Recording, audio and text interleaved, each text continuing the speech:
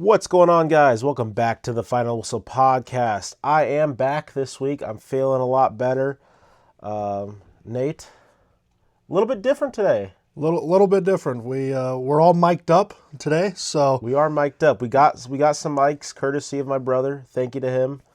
It's greatly appreciated. But we do have some mics, and we will be getting a camera soon, so you will get to see our lovely faces. for better or worse. I don't know if I would choose to watch it or not, but Also, you make your own call on that. Yeah, I'm also working on getting a new logo made for the podcast. So, some new things in the making. Yeah, you guys will have to let us know if you think we sound any better with the new mics, or if we need to adjust some stuff with the mics. This is our first time, so we're just kind of feeling this out and just going to see where this goes with the new mics. But hopefully it all works out really good, and we can use them and moving forward. Yep, trial and error. Yeah. But Nate, it was an eventful weekend. Yeah, it is a Sweet 16 week for both of the major universities in the state of Iowa. And that's really rare to say because that hasn't happened since 1999. Iowa and Iowa State have never been in the Sweet 16 together, ever. This is the first time. And we'll start with the Iowa story because that's the biggest story of the day and probably going to be one of the bigger stories, of this week is, they're the last 9 seed, to get the 9 seed, and they beat Florida. They upset Florida. Was basically a home game for Florida playing in Tampa. The 90% Florida fans, 10% Iowa fans, and Iowa goes in there and gets it done. And now Ben McCollum has done more in 1 year. He's done more in 1 year than what Fran McCaffrey did in all of his years there. And it's the same. It's the first time since 1999. I think it goes to show that it was time to move on from Fran. I think they let that go too long as it was and get a new coach in. And McCollum in year 1 has him going. Yeah, and watching that game, obviously it was an entertaining game. It's back and forth there for a while. Florida, going into this game, we saw Florida was just, they have size on pretty much almost every team they play. But they just never used it. I don't know why, but they just never used it. They never went down low with their guys. They just, if you're 7 foot, why are you scared to, back down a guy who's 6'9" and who weighs less than you, I think they kind of played like they were overconfident and it kind of bit them in the butt a little bit. Yeah, for sure. I mean, Florida in that game just looked like they could care less to be there. Like they didn't have any interest in playing in that game. They were more worried about the next game and playing Nebraska than what they were worried about with Iowa. And it just seemed like if Florida, like the actual Florida team that, we've watched over the last couple months would show up, they could blow the doors wide open on Iowa. And it just never happened. I feel like Florida really didn't take that game seriously, and it came back to bite them in the end. They got beat. I don't think they thought certainly they were not going to get beat no matter how bad they played, and it came back and got them. And really for Iowa, it was on a night where Bennett Sturtz goes 0 of 9 from 3. He could not buy a 3-pointer last night. He was ice cold from out there, and I think if you would have told anyone that Sturtz is not going to have a single 3-pointer in this game, he's going to go 0 of 9, I think 100% of the people would have been like, oh, man, I was going to get beat by 40, 50 in this game. And that was what was so nice for Iowa is because they've been waiting for, who is his supporting cast. They've been looking for someone. Who else can score, and help Sturtz out? Who else can hit the threes? Who can, consistently bring it? And Iowa just hasn't seen it this year. Fulgaris hits the big one at the end, and he's kind of been in and out this season. He will have a really good game, and then he'll disappear for 3 or 4 games, and then he'll come back and have a nice game, and then he'll disappear. So, for Fulgaris to hit that shot in that moment was really big. And just for those guys to help out, help around Sturtz when Sturtz wasn't the answer last night from three was just huge for Iowa in general. And then, like Cale Combs, like he just kept, or not Cale Combs, Tavion Banks, like he just kept going inside. He refused to let the height bother him. Like he just kept driving the ball in. He would shoot it. Like, he was getting into the paint a ton, and so like the height didn't bother him, and it just kind of looked like Florida was just screwing around during that game. They didn't really know what to do, and they didn't really think they needed to do anything about it because they just thought they would win. Yeah, I agree. They were definitely overconfident going into that, and then once they actually started to take it seriously, it was too late. Yeah, I think, what did they take it seriously? The last 30 seconds of the game? I think so. And that last effort shot attempt, that wasn't even a shot attempt. He tried to pass it off to the big guy Yeah. when there was 4 seconds left. And a lot of people thought he had room just to lay it up right there on the He layup. should have. I would have just went up for it, but Because he had him burned down by the baseline, going down into the basket. he did. I think that's just a bad game time decision by Lee.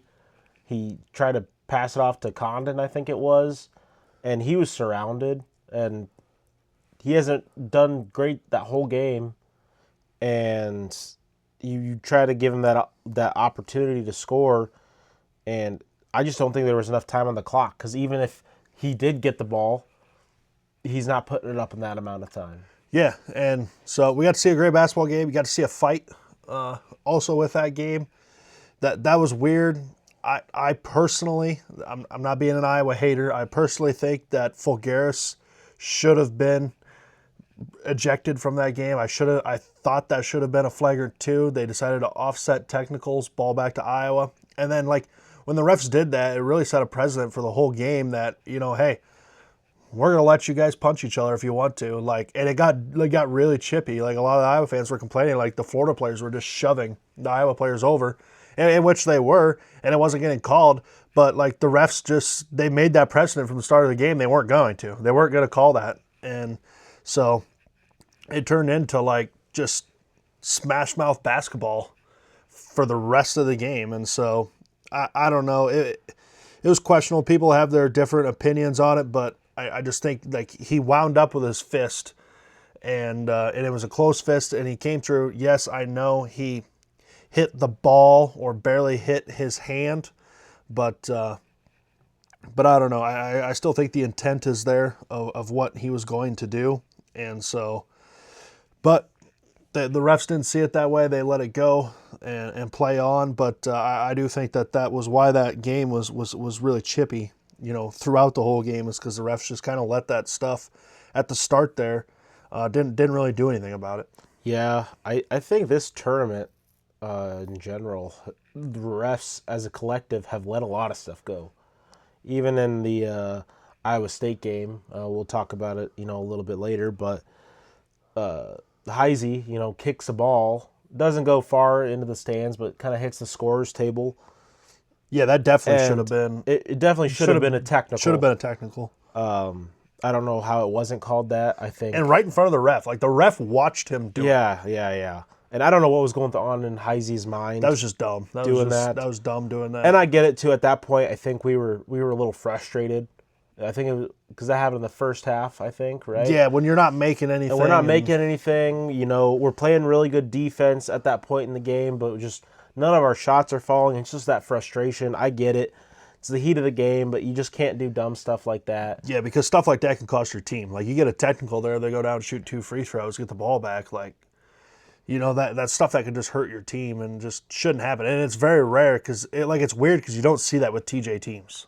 Yeah. Like that's not TJ Otzelberger at all. So to see that even happened was really just weird. Yeah, and I'm sure TJ kind of talked to him about it and next time out or whatever. Just kind of, I think he understands too, stakes are high.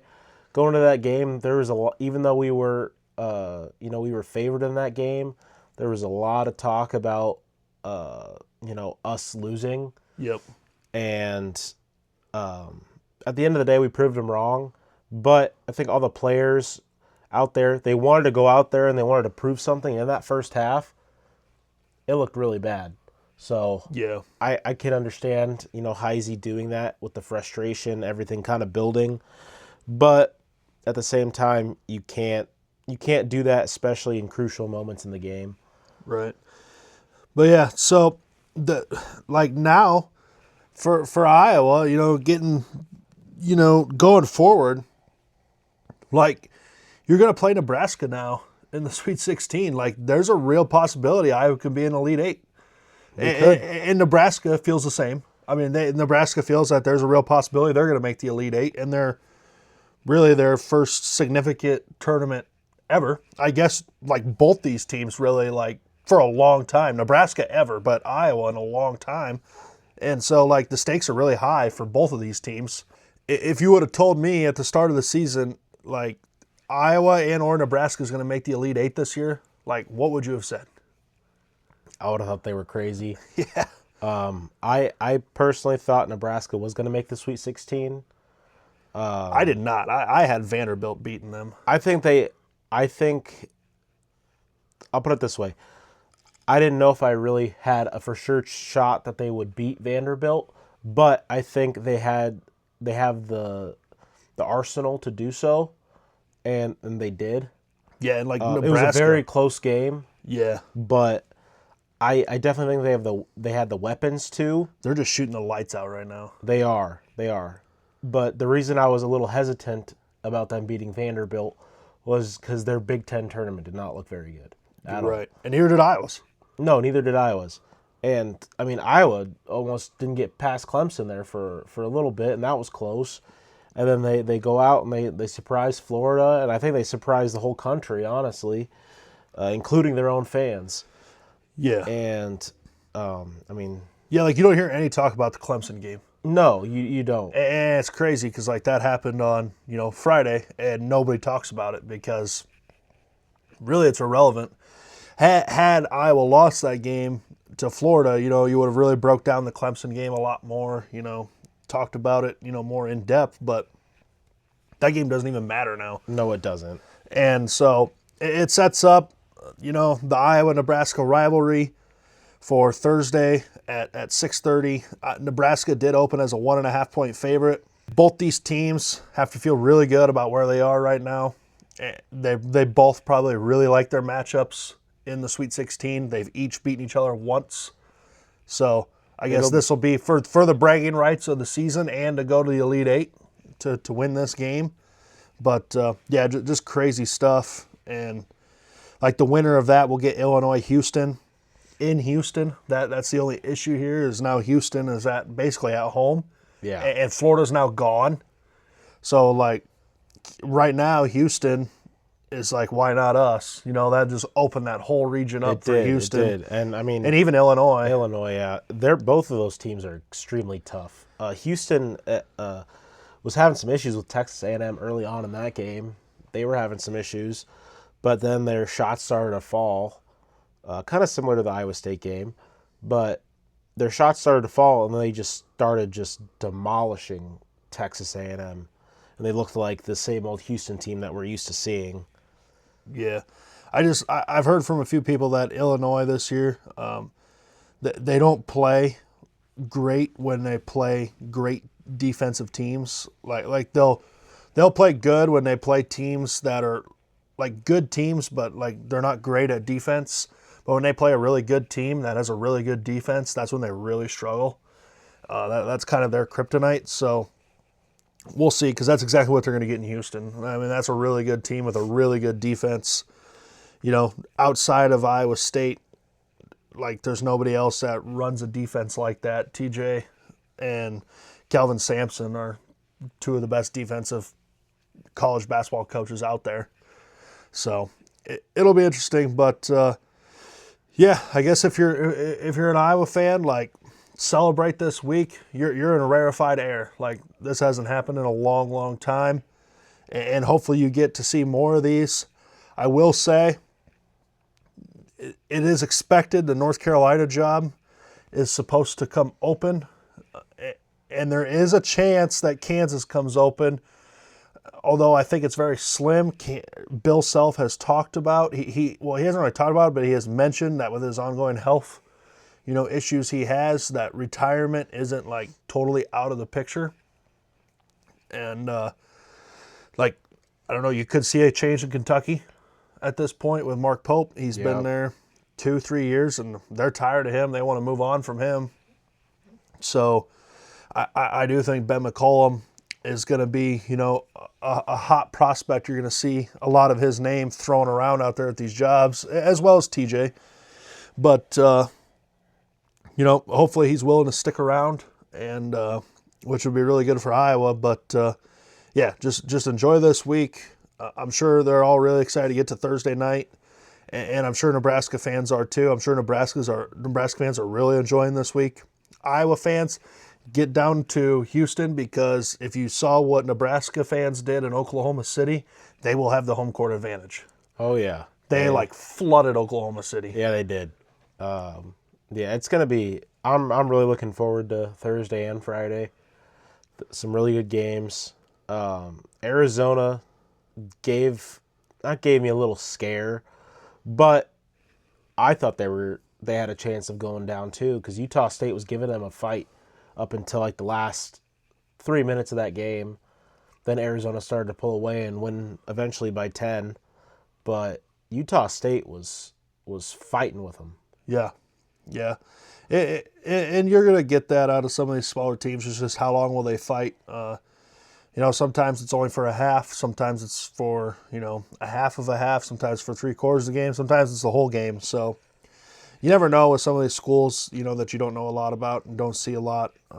It just kind of depends how long they're willing to fight, or at what point in the game they're willing to start fighting. But, Yeah. So, all right, I think we'll transition into Iowa State at this point. As of right now, no Jefferson, no problem for the Cyclones right Yeah. now. But I do think that is going to be a problem. The more you get into this tournament, no Jefferson is going to become a problem. I think so too. The closer you get to playing these higher profile teams, these deeper teams, it's going to start to become an issue. Kentucky, I was really worried about our size.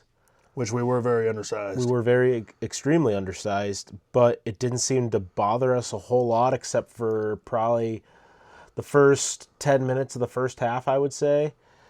And then after that, we kind of started adjusting to it. We held Kentucky to only 5 offensive rebounds. Yeah, that's absolutely insane. Yeah. But the thing with Kentucky, though, and you pointed this out to me when we were watching them, is they're all great players, great individual talents, but they just can't compete as a cohesive team. Yeah, they don't play together. They don't want to play together. No, they essentially, every time they would bring up the ball, one pass, and then the guy would go and try to score. And when he would go into try to score, tunnel vision, it felt like, and that's when we were able to get a steal. Every single player on Kentucky wants to be the hero. They want to be the guy to score 20. Yeah, they do. And usually that guy is Otega Owe, and I think we held him to 15 points, I believe it was. I'm not sure, but I know he didn't score 20. I know that for a fact. And we did great with those. Owe scored 18. 18? He was 1 of 5 from 3. Yeah, we played really good defense on him. I noticed we kept switching Lipsy, Torrey, Heisey, just kind of kept throwing everybody we have at him. And it worked out. Obviously he does what he does. He's still got 18, but with great scorers like that, you can't really shut them completely down. They're still going to find a way to score. But we did the best we could, and it worked out in our favor. Yeah. And so just to update everybody, kind of where we're at with the stuff on Joshua Jefferson, he went in for an MRI today. At 11 a.m., he went in for an MRI to see if there's any, ligaments, torn. It sounds like it's supposed to be more, precautionary, I guess I could say, as to his injury status. They're just doing it to make sure that there's nothing else there. The X-ray showed no broken bones. MRI, they're hoping to show the ligaments. Is there a tear? Is there a partial tear? Is there no tear? what's going on in there. We do not know the outcome of that MRI, as like a lot of people are trying to figure it out, but it sounds like Iowa State has come out and said that we are not going to release any information until Thursday or Friday, which is smart by Iowa State. You don't want to give Tennessee, a whole week ready to prep for you without Jefferson. Yeah. You want Tennessee to think that, hey, we got another week now. Well, kind of a short week to get Jefferson back. We're going to get him back. So, like, you want Tennessee to scout you as if you have Joshua Jefferson playing, not without him. And so I just think that, that's kind of a play by Iowa State right now, is that, don't let any information out and at this time. So that's all we know on Jefferson right now. But the ankle's not broke. MRI hopefully goes well. There's very mixed opinions out there. There's some people that say there's absolutely no way he plays for the rest of the tournament. There's some people saying that, maybe not Friday, but maybe Sunday Elite Eight he could play. And like it just kind of depends. There's people that thinks he's going to be back Friday. I still think that whenever we get Jefferson back, like the thing to look at is how are we going to get him back? Like what percentage are we going to get him back at? The thing that it comes down to is, can he give you valuable minutes? Yeah. And like we've talked a lot about that on the show, is like valuable minutes is so important than just getting minutes. Because like we could throw you out on the floor, but if you get 3 fouls because your ankle hurts and you're too slow, well, that's not doing the team any good. If you're missing offensive rebounds, defensive rebounds, or you're getting shoved over, we need valuable minutes. And I think that's what it's going to have to come down to is, yeah, maybe he can play, but how valuable is it going to be? And I think that's where TJ is going to get to, can he come out here and give us, valuable minutes? Yeah, I agree. Obviously he's not going to be 100%, but you hope maybe 70, 75. Obviously he's not going to be able to play, just like he was before. Because, which really sucks. It does. My heart just like stopped when that play happened. Well, at the start, like I think normal fans, you see a guy go down and you're like, oh, well, something hurt. To be honest with you, I really thought it was his knee, like from the Big 12 tournament. Yeah. I thought it was that knee, like went down on it, hit it. It's a bruise. It just really hurts right now. He's going to pop back up, walk it off. He's going to be fine. And like the more he laid there and like continued to lay there and like just could see him in pain. And then like Torrey or Lipsy went over to like help him up off the floor, and he said no. And that's when I was like, all right, now something happened.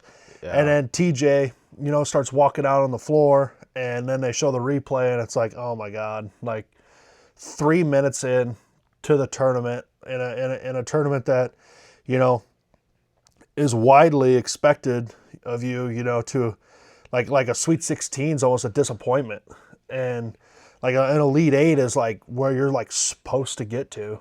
And 3 minutes into this tournament, this happens. Like All-American player is down on the floor and now getting basically carried off the floor, not putting any weight on that foot. And it's just like a bad nightmare you want to wake up from. And you just feel like it's not real. And it just really sucks. It's going to suck going forward. It's so sad too, because like Jefferson left a lot of money on the table last offseason to come back to Iowa State. He had real offers to go play at like real basketball places. You would like to think that one of them was probably Kentucky with all the money that they have. That guy, he could have probably went just about anywhere last year and played college basketball and made way more money than did Iowa State. And so it was kind of waiting, like, can that pay off for him? And then that happens in the first 3 minutes of the tournament. And you just got to feel like himself, like, he probably thinks like, something's been taken away from him. And I guarantee nobody likes this any worse than Joshua Jefferson. He probably can't sleep at night. Like, he is furious right now Yeah, he wants to play. with what happened. And You can tell even when he did get injured. I didn't even see it originally. You texted me. Yeah, I was on my way to I go. thought he broke his ankle. I was on my way to go watch the game because I just got off work and it just started. Yeah, And I thought, oh, not much could happen in a few minutes, by the time I get home and watch the game. And you text me and you say, Jefferson looks like he snapped his I ankle said I in think half. Jefferson just snapped his ankle. And I said, what? Yeah, And then I go and watch it, and obviously, he's not playing. And then later they show the replay, and I'm like, oh, that doesn't look great. yeah, But then it comes out that it's not broken, which is it's good that it's not broken. yes. Because if it was broke, he'd be done. Like, Yeah. that right there would end it. Yeah. Well, when they said he was getting X-rays, I thought for sure. If they were like, all right, it's to a point where we need to do X-rays, that I thought for sure that thing was broke. And then it came out as great news that it wasn't broke. Now we go again with an MRI and see what those ligaments look like. But, yeah, I know a lot of Cyclone fans are really mad, myself included. Just mad, like, just frustrated, like, and the word, like, you can't be mad at anybody. Like, that's the problem here. You want someone to blame. You want something to blame. But there's for it. no one to blame. There was no. And It there's wasn't a nothing. dirty play. There was nothing. He just went No, up for a his layup, shoe gets landed stuck. wrong, Yeah, and it just unfortunate. but I can promise you, nobody is more mad than him. No. He wants to play. You can tell when he went down, he's very frustrated. He's given all he can to this program for the past couple of years. And like you said, he chose to come back.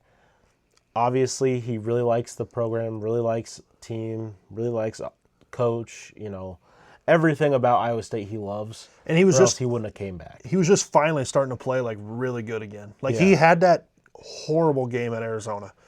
Like, the worst game he's had is a Cyclone. And then Big And 12, probably in his all 4 years. Big 12 flipped it completely on its head and Yeah, just like, well, dominated. Arizona State game, senior night, got back. He was really good that day. And then, yeah, Big 12 tournament, like, he was averaging like 20 points, 12 rebounds throughout the whole tournament. Like, he was turned into a completely different guy. And then you get 3 minutes in to the basketball game in the tournament, and that happens. And it's just like, oh my God, like, this cannot be happening. But it is happening. But so to get back to, where we're at now, it didn't affect them at all in that first game, which it shouldn't have. And then Kentucky, there was a lot of questions around it. Kentucky's got the size. They're, ranked like top 10 in the country in size and length.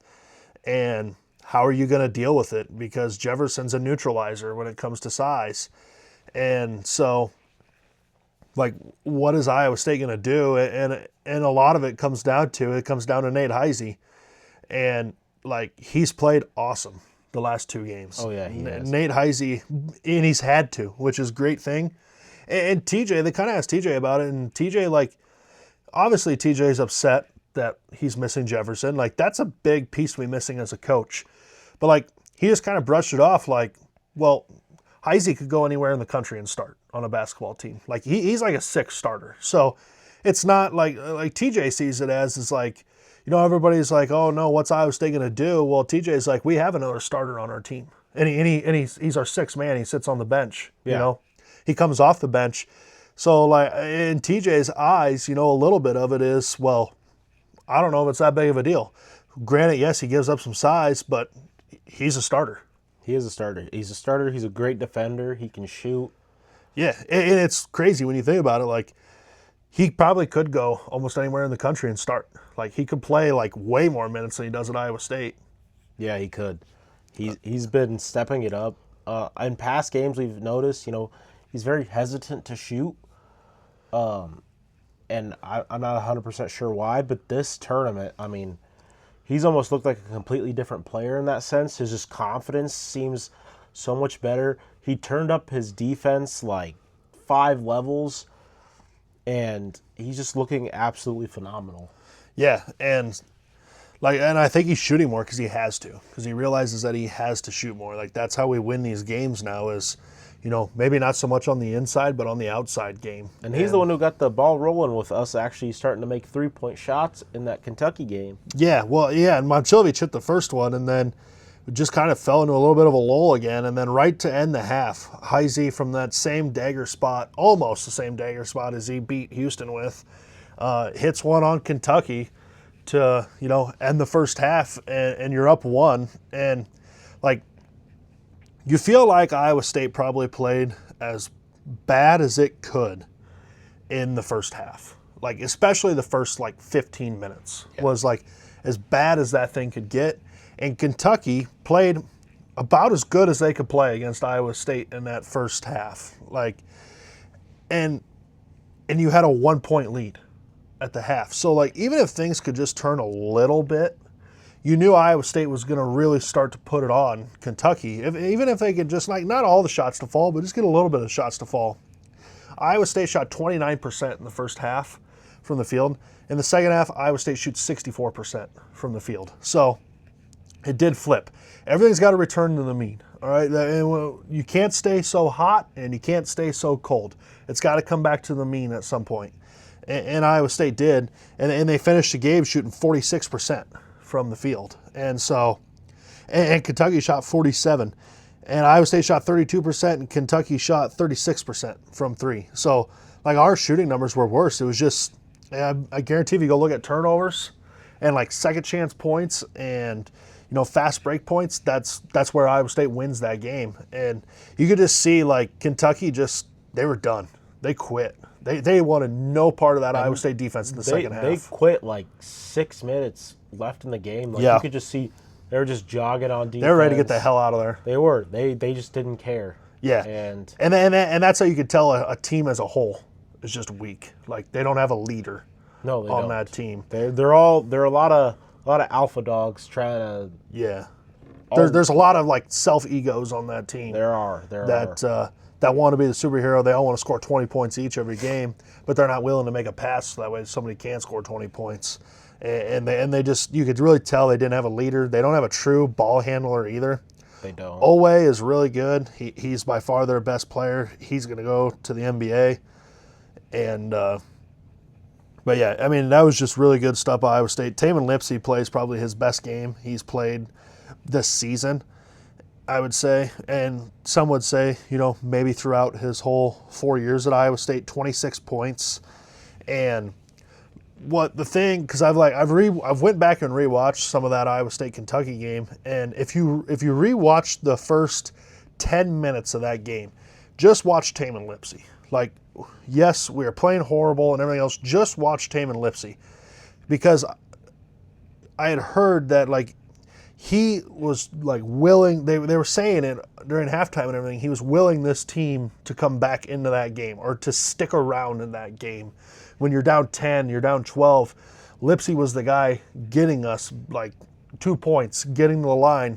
And yeah, if you go back and watch that first 10 minutes, Lipsey gets to the line, I think 2 or 3 times within a 5-6 minute spread there, and also puts in a few layups. And so that was just Tamin Lipsey being a senior and being done. Any game is his last game now. And I think he knows that in the back of his head. That I don't get tomorrow. We don't get a game next week. Yeah, we don't get next year. There's and he doesn't even get next year. Yeah, there's no next year for him. No next game. This is it. Yeah, and so I think that clock is going off in his head, and it was almost like yesterday. He was not gonna let that team lose, no matter what, in that spot to Kentucky like that, and that's really good to know. Going forward, to have a guy like that on your team.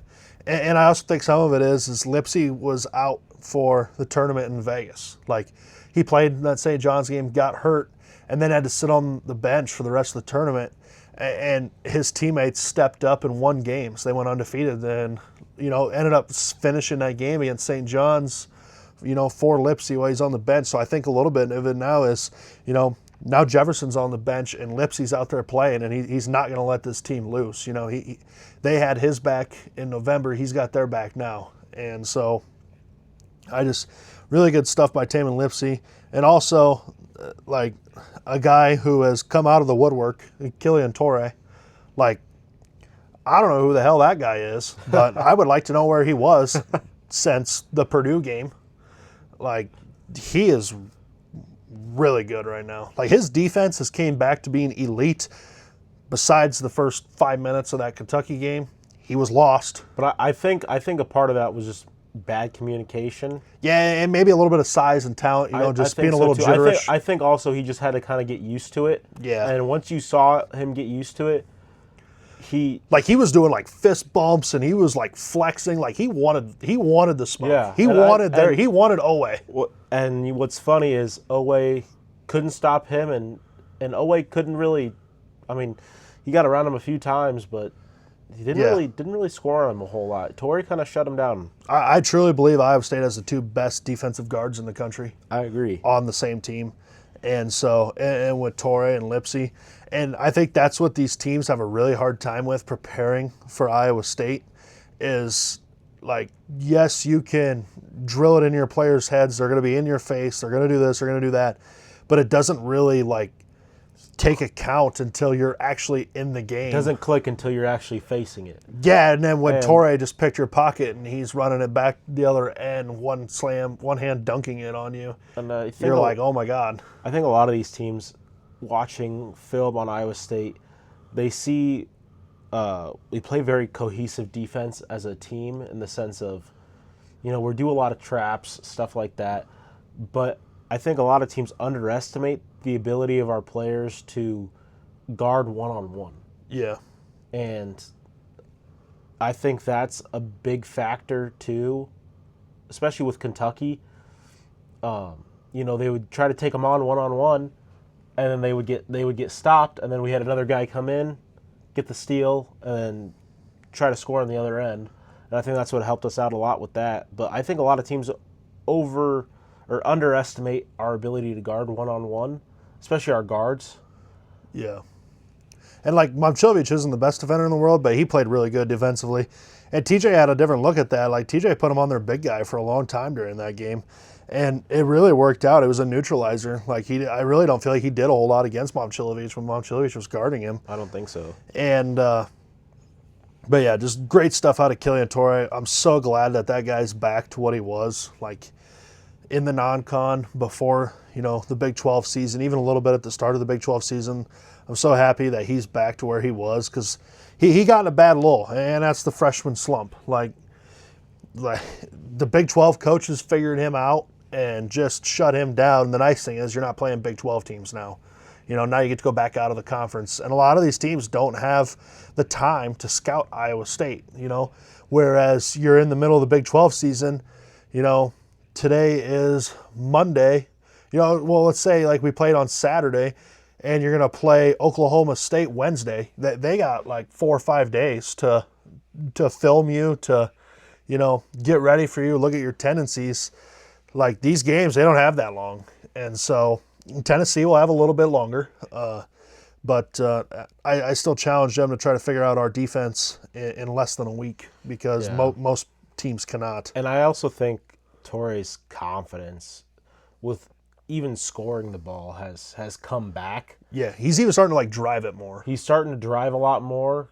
I mean, obviously we know he's not the greatest shooter. He has been knocking them down recently. I don't know if just his confidence is up with those or he's just like, I need to take these shots to have confidence to make them.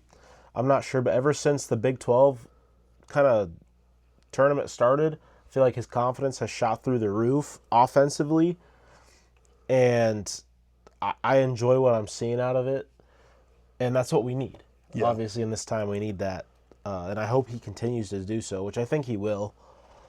But yeah, and so we know who we're going to play. We play Friday night, which, good God, man, put us at 9:15 at night. It's a 9:10, but that game's not tipping off at 9:10. You were hoping for a night game, Nate. Well, I was. I'm tired of these 1:30 tip-offs. Like, can we get a decent time? Can we get like a 6 o'clock, like a 6, 7 o'clock tip? Like, man, but no, they decided to put us the last game of the Sweet 16.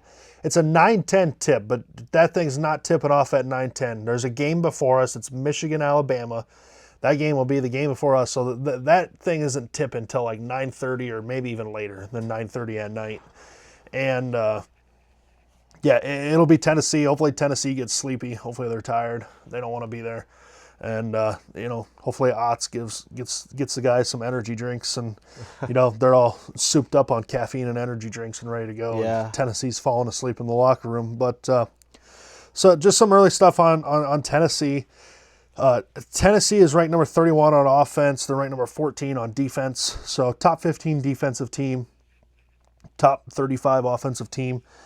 They are the best offensive rebounding team in America, though. They rebound the ball like crazy. And just like Iowa State, though, they're not a good free throw shooting team. They're ranked 281st. And so, you got to like that for Iowa State's sake. And then they're the 38th longest team in the country. Like, the team we just played is top 15 in the country for length and everything else. So, a little bit smaller than Kentucky. But, their bigs, from what we've seen, what we've heard, their bigs are maybe just a little more talented than Kentucky's. A little more mobile. They're not as big. They have one really good ball handler in Gillespie, and he does score. He averages 18 points a game, but he's their main ball handler. He's going to dish it out, and then from there, they don't really have any other guards that shoot, that can do that. They go to their star forward, Nate Ament. He's going to be a top 10 pick in the NBA draft this year. He's a McDonald's All-American, 5-star. He is really good. I'm not sure who's guarding him. I don't think Momcilovic will be able to stay with him. He is a forward. I think that's probably where Heisey gets drawn at. Maybe Torrey. I would think Lipsey's going to be on Gillespie. And they might switch that off every now and then, switch Torrey. And yeah, and I would imagine these guys will all switch and stuff. Yeah. But, as far as assignments go, getting to know your guy, I would think that's what it's going to be. But it's going to be a lot of the same as Kentucky. Like, everybody counted you out against Kentucky. They said you weren't big enough. And they're right. You're not big enough. But are you physical enough to play a bigger team? Like, that's all that matters. And we played very physical with Kentucky. Yeah, and so physical, Kentucky wanted to quit. They didn't want to be there anymore. Yeah. Like, hopefully we can do that same thing with Tennessee. Obviously, Tennessee, I think, is going to have a little bit more grit. Yes. They play better as a team. It's going to be hard to get Tennessee to wave the white flag. They actually play together as a team. They know what it's like to win games. They do. As a team, whereas Kentucky just has a bunch of individual guys who are really talented. But Tennessee has talent too. And so, and when you get to the Sweet 16, it doesn't matter who you are, you're going to see talent. That's the way it is. You're not going to have an easy run. No, if you're scared of talent, then you shouldn't be in the Sweet 16 anyway. You're going to run in. Nobody likes their Sweet 16 matchups. No, except for maybe Iowa and Nebraska. They both think they love their matchups. Yeah. But nobody out there right now is saying, "Oh man, I love this Sweet 16 matchup." Do you think Houston wants to go play Illinois? You think Illinois wants to go play Houston? Hell no. You think Alabama wants to go play Michigan? Guarantee you not. You think Michigan wants to play Alabama after last night? No. No, not really. They will, but they don't really want to. Yeah. Arizona probably really doesn't want to play Arkansas with Acuff. And Arkansas really doesn't want to play Arizona. So, and Duke certainly doesn't want to play St. John. St. John certainly doesn't want to play Duke. So, it's welcome to the Sweet 16. You're not going to love who you're matched up with. And this is where you figure out who, really belongs and who doesn't. It's really hard to win on the second weekend. But I think Iowa State can do it. And I think they can do it without Jefferson. We watched the game yesterday with Virginia, Tennessee. Now, not having Jefferson, you'd probably rather play Virginia because their size is going to match up a lot with your size, okay? But they have a little more talented guards like Virginia does. They can shoot the ball, a lot better than Tennessee. That's the other thing about Tennessee. They do not shoot the ball great. They're not a great three-point shooting team, kind of like Arizona, okay? Not near as good as Arizona, but they don't like to shoot the three a lot.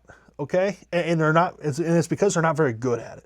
They They're the best rebounding team in the country. They like to get Second shots up chance points. and get second chance points.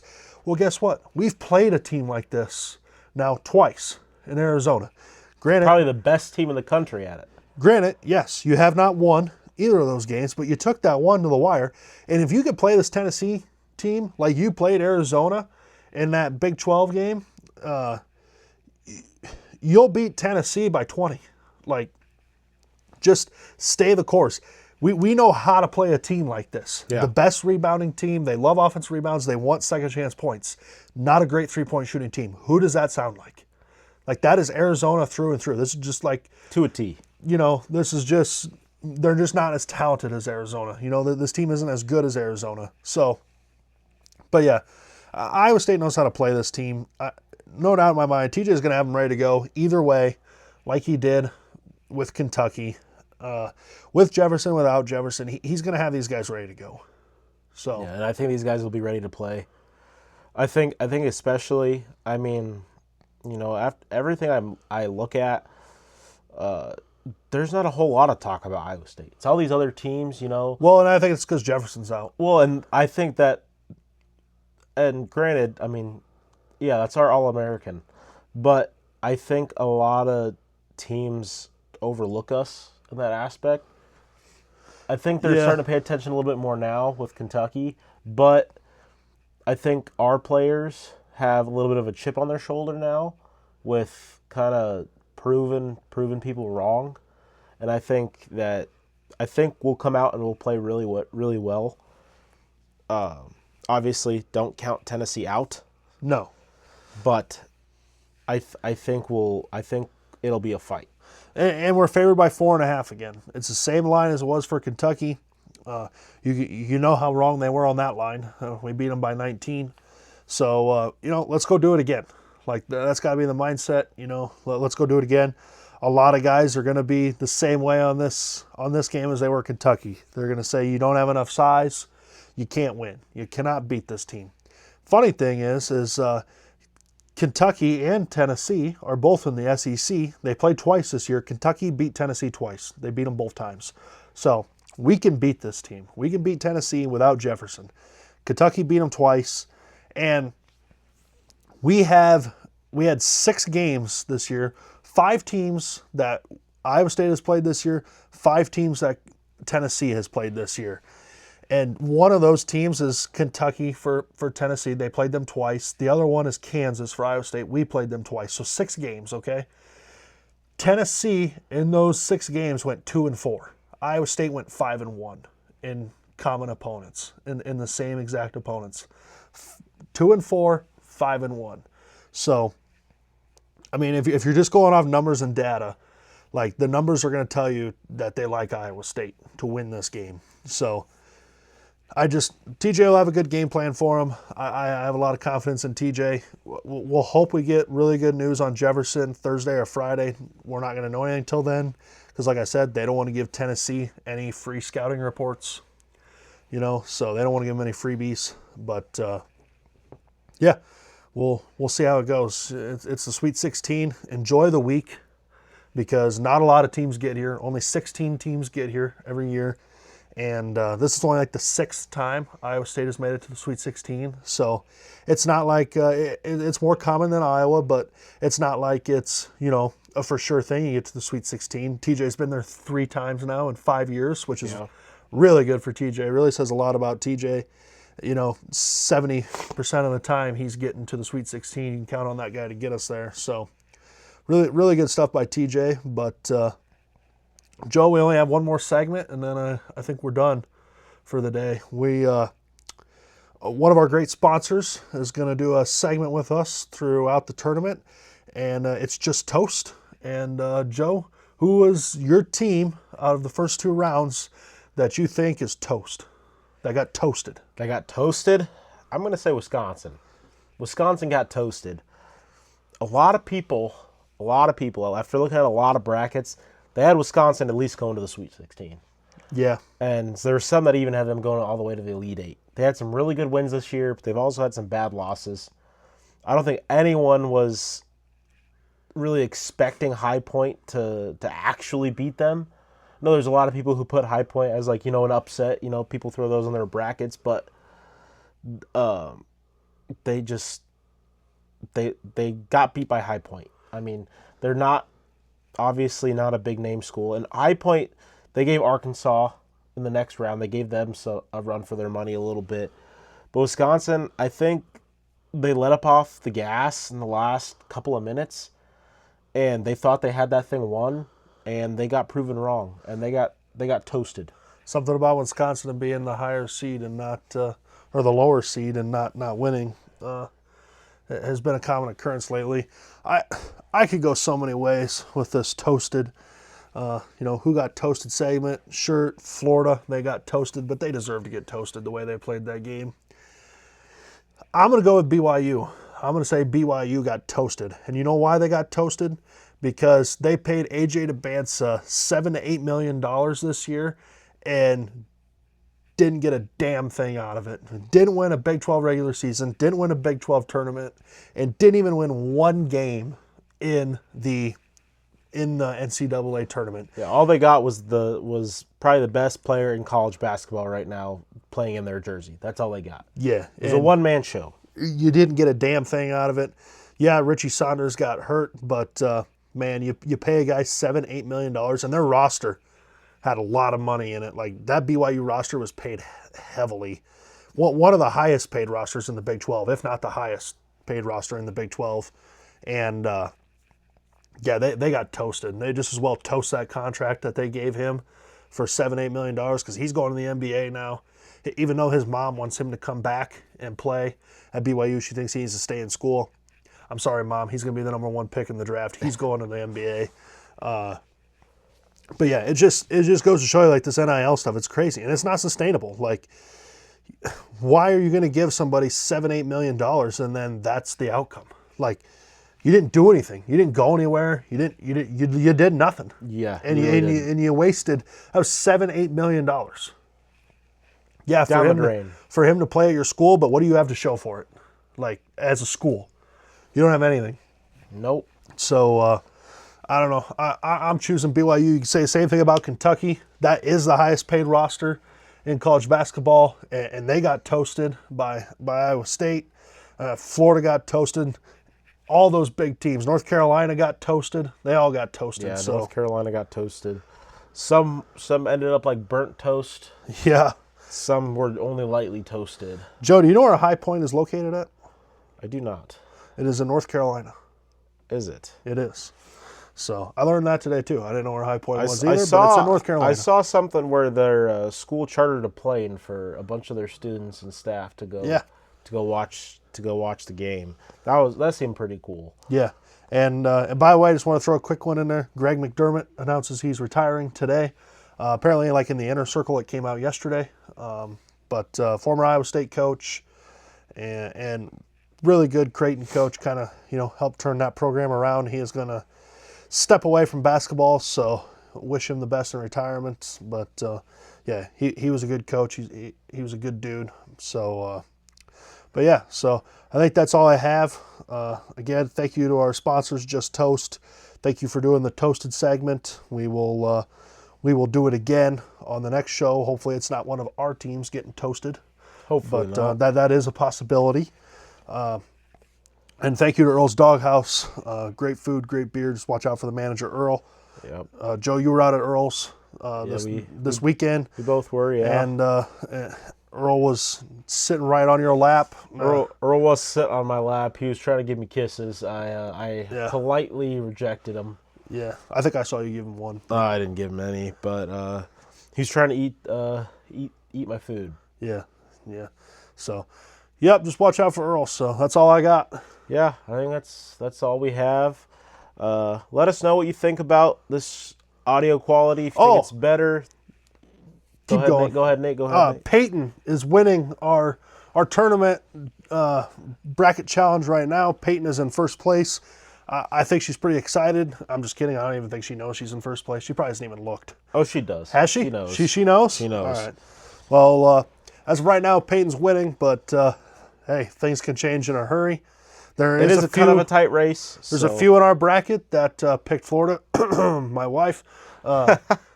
She is toast. Her bracket Her is bracket toast. is toasted. Burnt toast.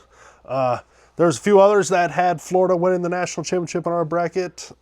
Your brackets are burnt toast. Yeah. Your brackets are toasted. So Left that in the toaster for a little too long. yeah. So bracket challenge is live. Thank you to everybody that got in that thing. I think we have 21, including me and Joe. Yeah, that's fantastic. We were really hoping for like 10, 15, but 21's really cool. Yeah, that's amazing. We really like Thank you that. guys. Please, if you would like, subscribe to our channel. Although I think we have 21 subscribers and 21 people in the bracket, so maybe that's all that listens to the show. Maybe you never know. Is the people that are in the bracket. But thank you everybody. Yeah, go like the Facebook page. YouTube. Leave a review. Leave a comment. yeah, we're on Spotify too. So if We you are on listen on Spotify. Spotify, you listen to us on Spotify. Yeah, when you go into work, working out, whatever, just show some love and let us know what you think of this new audio quality. Just something new we're trying out. We've been wanting to get mics, but The funding has been a light. while. Yeah, it has been. The funding has been pretty light. Yeah, so we have mics now. We will be getting a camera soon, very soon, maybe even the next episode. We'll see. Still looking for new sponsors too. Yeah, we are looking for new sponsors. Anyone who's wanting to sponsor, please feel free to reach out. But yeah, I think that's all we have. Thank you, everybody, and we'll talk to you all next time.